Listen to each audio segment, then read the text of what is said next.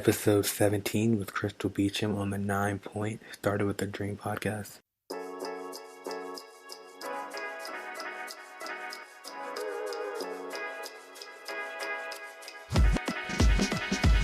Hey guys, welcome back to the 9 Point Start with a Dream podcast. I'm your host as always, Colby Gillum. This episode we have Crystal Beecham. Crystal's on a cool journey to kind of help be a catalyst, kind of make it easier for athletes to pursue entrepreneurship within the NCAA. It's a great mission because so many athletes kind of want to pursue things but can't because they're scared that they may lose eligibility. So it's awesome what she's doing here, and hope you enjoy this episode and get a lot of value from it. Here we go. When you're younger as an athlete, what was like one of your biggest goals that you wanted to achieve? Okay, so the first one, I really wanted to dunk like Kansas Parker. That was like, cause seeing like a girl dunk, I'm like, I was like at least this far away from the rim, so I was already really close. So I'm like, I would be doing extra squats and extra like stuff with legs. Like I'm like, oh, I know I can do this. That was definitely one of my goals. Of course, the next goal was to play at Baylor or Texas A&M. Because, of course, I'm a Texas girl. And at that time, Baylor had a really good program. Texas A&M was really growing their program. So those were my two top goals. Clearly, neither one of those got reached. But it's okay, though. I still came out great. And so that was like one of the goals that I wanted for myself, for sure. Awesome. So after that, after you kind of had those goals, how did you kind of go about get the pursuit to kind of make those happen? So I reached out on my own to Baylor University, and it was rumored. I still don't know to this day if they really came to my game, but someone told me that they saw them at one of my games, and they told me before that game. So it's like when you tell someone that, oh, a coach from a university is here, you suddenly start to get nervous, and you start to feel like, oh, I can't mess up. And I played so horrible that game. It was so bad. And then another thing that I did was I reached out to the University or Texas A&M University, and also one of my shooting coaches at the time, he knew one of the coaches, so I went to one of their camps, so that was pretty fun. And but I didn't really stay connected with them, and I don't know if it's because I didn't really take the recruiting process very seriously. That's something I can say I regret, but to this day I feel like I don't have a lot of regrets because at one point I didn't know what I wanted, and also it's like you knew what you wanted, you just didn't care. And so looking back, I wish I would have taken the recruiting process more seriously, because as an athlete with an ego, you're like, oh, they want me, they're going to reach out to me, like I don't have to do anything. But no, you have to put in the work, just like they're putting in the work to try to get to know you. So that's something I guess you can say I kind of regret. Definitely. I had that same mindset. I was like, I'm going to play. They're going to see me. They're going to come get me. And then I was like, it's my coach's job to come get me recruited. Like he's there to either he's there to teach school, coach back and give me an offer. That's his 3 jobs. Everything else is irrelevant.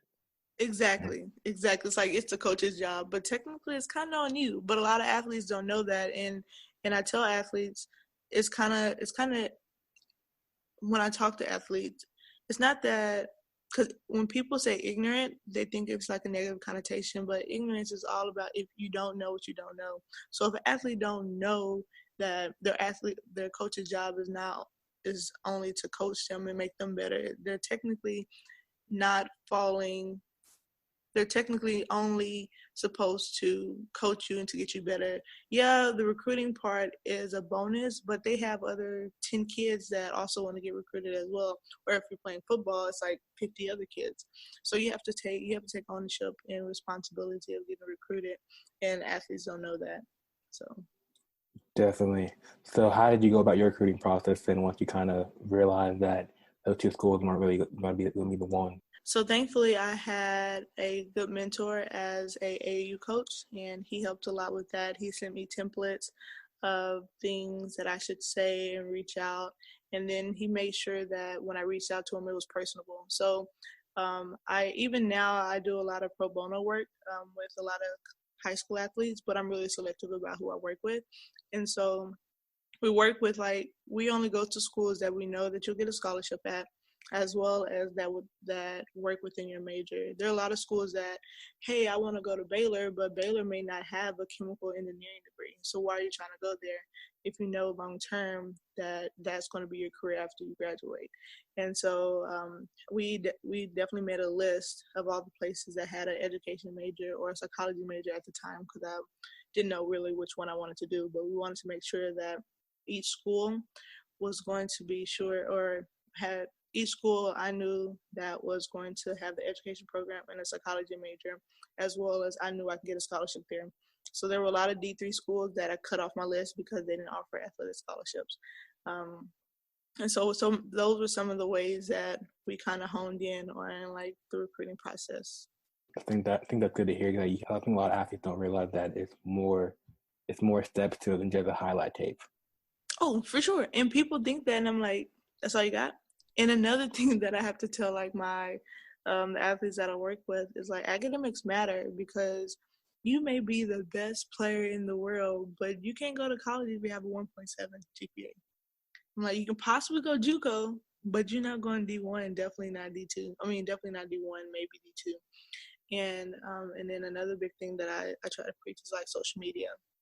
And perfect example, so have a guy I'm working with, and I follow him on Twitter because even though I work with him part-time, I still like make sure that I try to keep up with him on social media, just because like I know social media is really big for a student to come that want to get recruited but don't get recruited because a college or a college coach looks at the social media and like, why are you posting about this? So I'm going through social media and then I see this video and I was like, and I follow some really influential people on Twitter, and I'm like, who posted this? Who liked this? Why is this on my timeline? It was an athlete, and he liked it. He didn't retweet it. He liked the photo. I mean, liked the video, and it came up on my timeline.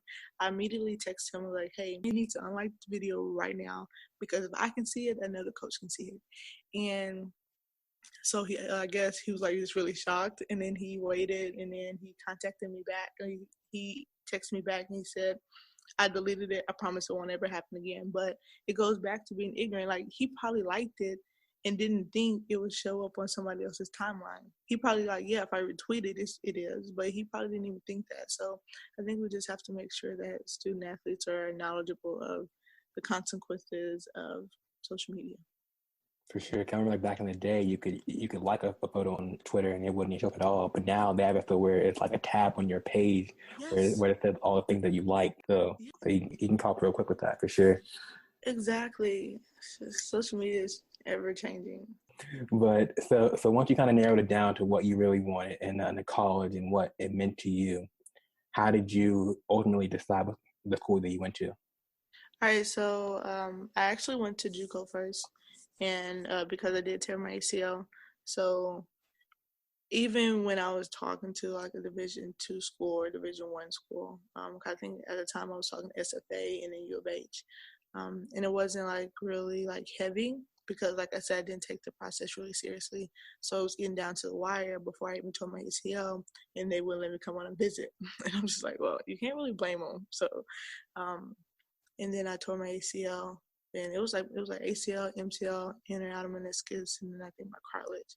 And thankfully there was a JUCO coach that came to a couple of my games. And at the time, of course, I thought I was too good for JUCO.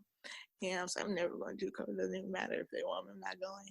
And that was kind of really my only option. And then another option was Division III. But like I said, they don't do athletic scholarships, so that was out of the question. And so I decided to go JUCO, of course, to get my basics, rehab my knee, get better. And so that was my only option.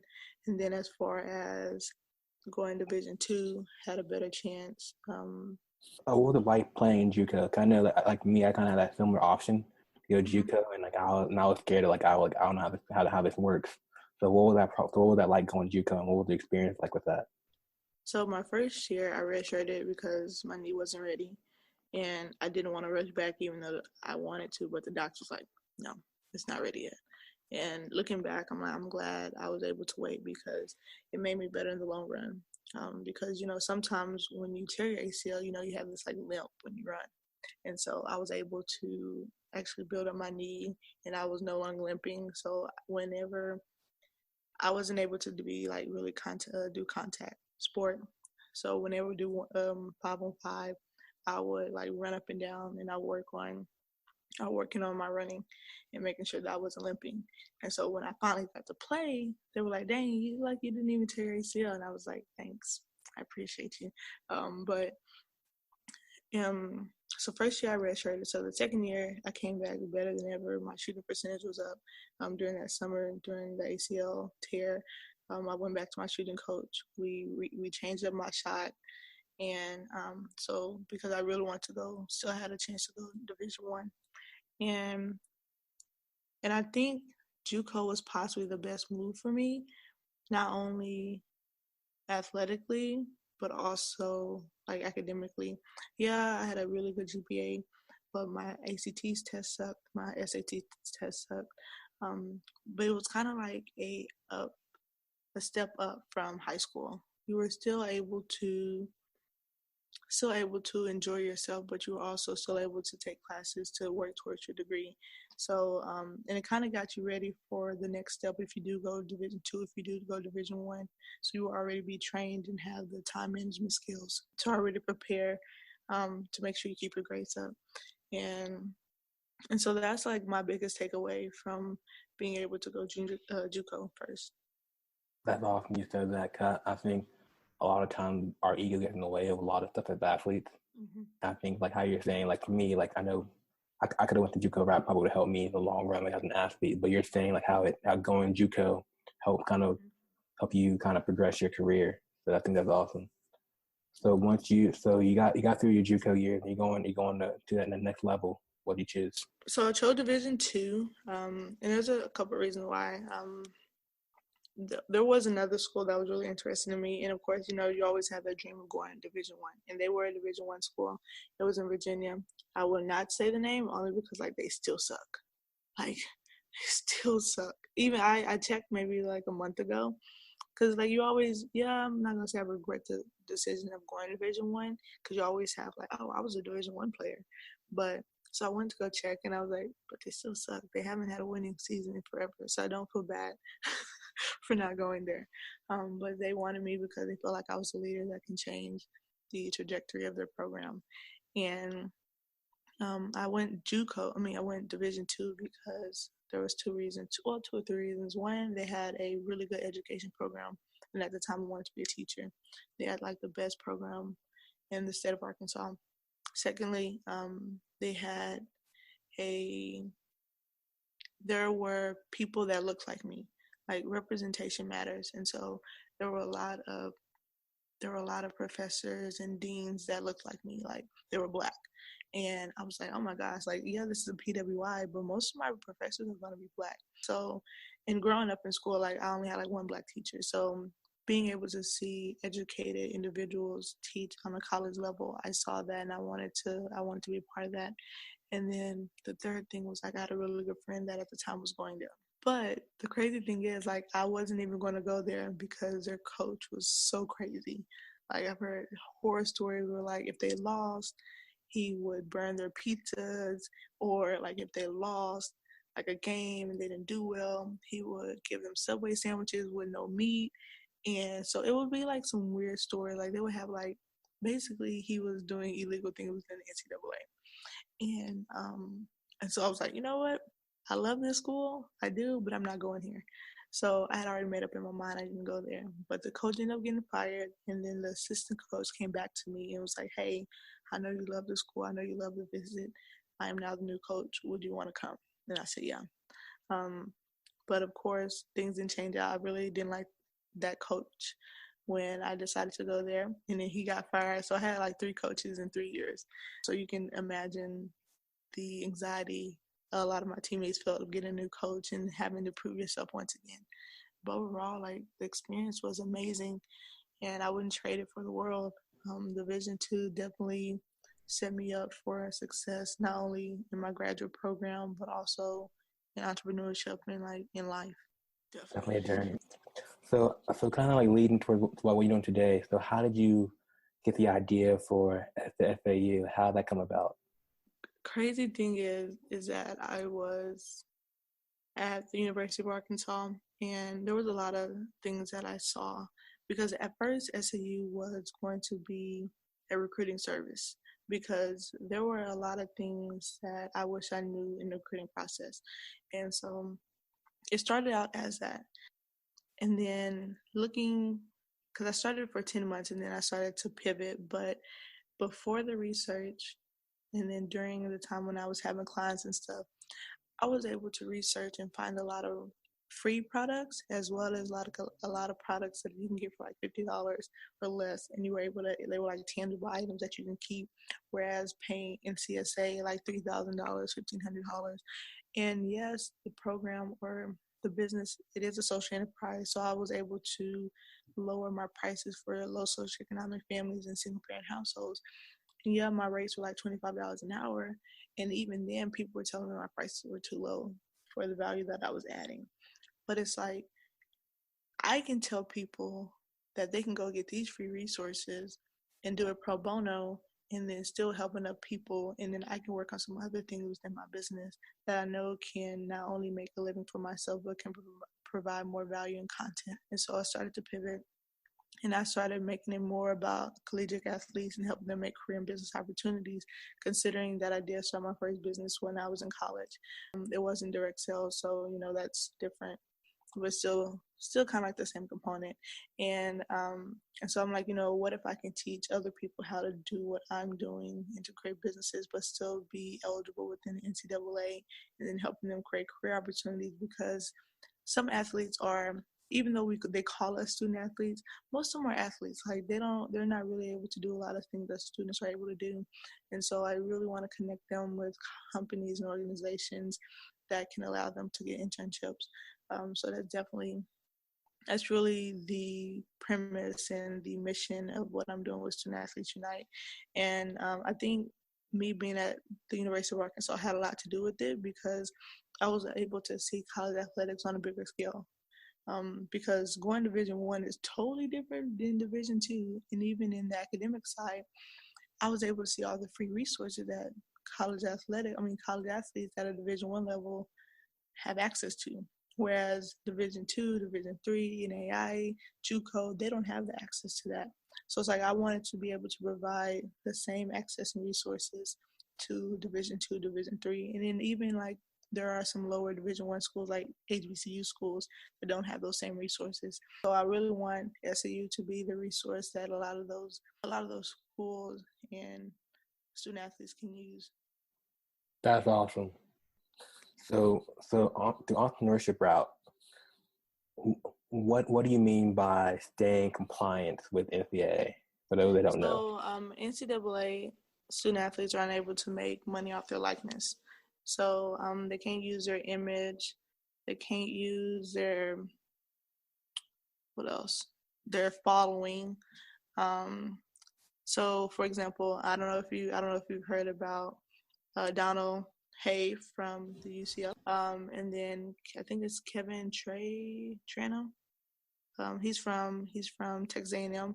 He's a cross country runner who actually created a business while he was a high school athlete.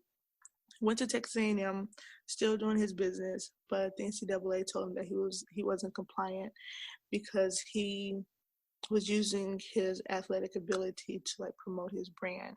But it's like he already had a business in high school and he brought it to college, and he didn't even know the rules and regulations. So how can he be compliant, or how can he be ruled compliant if he doesn't know?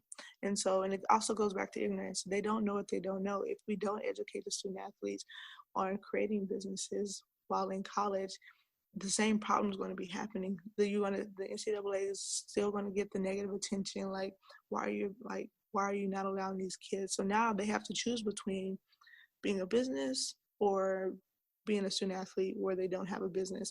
Considering that a lot of student athletes don't even get full rides. Like, he's a cross country runner. He's definitely not getting a full ride. He's probably getting like a partial.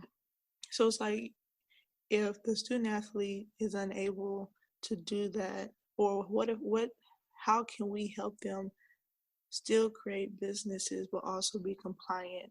And then so I'm actually creating a program that's going to help the student athlete, the NCAA, and the college and university promote student athlete entrepreneurship within the NCAA governance. And of course, there's still a debate about student athletes not getting paid, but what if we can offset that with helping them create businesses and then still being compliant so that the NCAA is actually wanting to help those student athletes. And so that's really the whole premise or the whole point of like creating SAU Academy and then allowing the student athletes to actually have a business and still be a student athlete because they're already doing it. A lot of them don't have time, but you make time for what you want. So if I can actually have a program to help the student athlete do that, then that's what I want to do. So I'm always interested in seeing different athletes like create a business and how it works within compliance because like that's something that I'm really interested in because there's one guy, he created a t-shirt company. He was a walk-on, but he was really eligible. So it's like he's a walk-on. He's not even getting paid by the school, but yet he's really eligible because he's still a college athlete. And then there's another athlete that has a startup or works with a startup as like the CMO. And he was actually able to raise money off of his connections as a student athlete. So it's like, in what way is he eligible, but the other one isn't eligible? And so I'm just really interested in like learning about other people's journeys. So where do you see this growing? You know, as you continue to kind of map this out a little bit, where do you hope it to be? Oh my gosh! So of course, I want the program to be in all universities across the NCAA. So Division I, Division II, Division III. And then I also want to create the same program for NAI schools. But I know their rules and regulations are different than the NCAA. So that's going to be like the number one goal. My second goal is through the internship program. And as you know, a lot of student athletes are unable to get internships because of their scheduling and their conflict because there's no way a powerhouse football player or a powerhouse football coach is going to allow his star quarterback or his star running back to go get an internship at Nike for 3 months straight.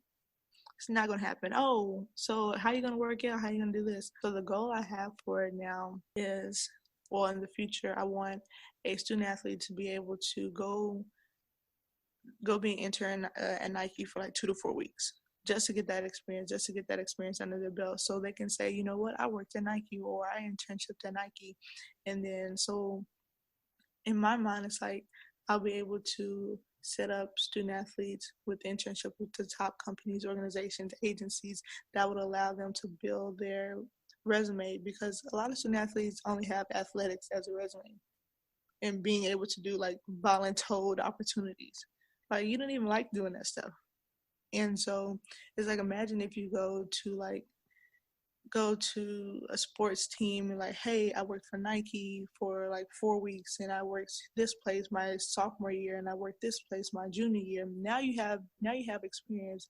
Now they can do something with you. And so right now I'm calling it like my MVP, where you'll be able to subscribe to my newsletter where I'll be putting like curated opportunities where whether it is internships, graduate assistantships, volunteer opportunities, and then the internships that I do feature, they're all paid and they're all 3 months so far because that's what I've been able to find. And so I'm going to build relationships with those people that I've been able to feature or those companies and organizations.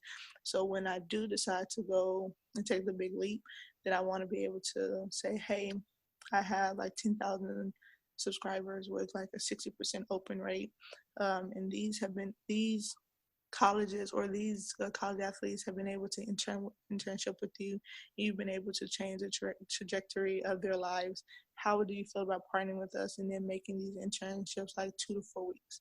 So that's a whole plan and the whole goal I have for it. But overall, I want it to be a digital platform for student athletes to learn career and business opportunities. There are other platforms similar to me, quote unquote, but it's like they don't help them until after it's like, oh, you're done with college athletics, so let's see if we can help you get a job. But it's like you're not helping them through the process. You're not helping them their freshman, sophomore, junior, senior year. What are you doing between those years? How are you helping them? Because it's kind of too late whenever they're done. It's like they don't hold as much weight as, oh, I have a current athlete that's coming to intern at Octagon in New York or something. they don't have that weight. But because once you're an athlete, it's kind of like you're done. Like they don't care about you anymore. Yeah, that's the whole goal of SAU. So it should be fun. The journey should be fun. And then, because even now, like I've been talking to a lot of college athletic administrators, and yeah, they teach or they do like some of them do classes like entrepreneurship. And it's like, oh, their eyes get open. Okay, their eyes get open, but what are the next steps? Like, how are you helping them? Like, oh, you want to start a business? Okay, cool. I can show you a lot of, and then I'm pretty sure you know that every year or every semester, or I think it's probably like every year, because I know ours was in August. We would have a like, we called it, I forgot what we called it, like a powwow type thing where all the college athletes would come together and we would talk about compliance. But it's like they would talk, oh, don't take money from the boosters, don't do this, make sure you stay eligible. But they never talk about, hey, if you want to create a business, this is how you can do it. And I feel like a lot of college athletics don't even give them the opportunity. And then, of course, student athletes are just like, oh, I'm going to create a business. And then, of course, they become ineligible and don't even know. And then, yeah, it's just some things that I saw working at college athletics that I feel like I can turn around within my business. That's cool though. Like, I'm glad that there's being stuff that's being made for athletes now. Mm-hmm. You know, yeah. A lot of stuff is so fan driven. That's about making some guy in the office, the top office in the suit, make him make money, but nothing about helping athletes. So I think that's dope that we're getting that way now. So yeah. Cool. This has been dope. So I want to find more about you and what you're working on. Social media accounts, Instagram, website. Yeah, so just completed the website. I actually got a text from, I call her my email campaign coordinator, because she's actually created my template for me, and I'm so thankful. And so that should be going out within the next 24 hours. And then so in each newsletter, I feature 3 athletes, 2 to 3. This month is going to be 3 because it's my first one. I feature 3 athletes that are working within their industry or their dream job. I have one, he is a former HBCU player, and he's working at the NFLPA. So then I have another girl, she's a Division II student athlete. She was a cross-country runner, and she's working in Oregon. And so, that's known as track country. So that's a place she's always wanted to move, and she works as a physical therapist. And then I have one Division I volleyball player. She works as a teacher. So she grew up always wanted to be a teacher. So she's doing that. And then that launches, like I said, next 24 to 48 hours. And so right now it's like I'm trying to build up my content as well as like my social media platform, because like all these good things are happening to me.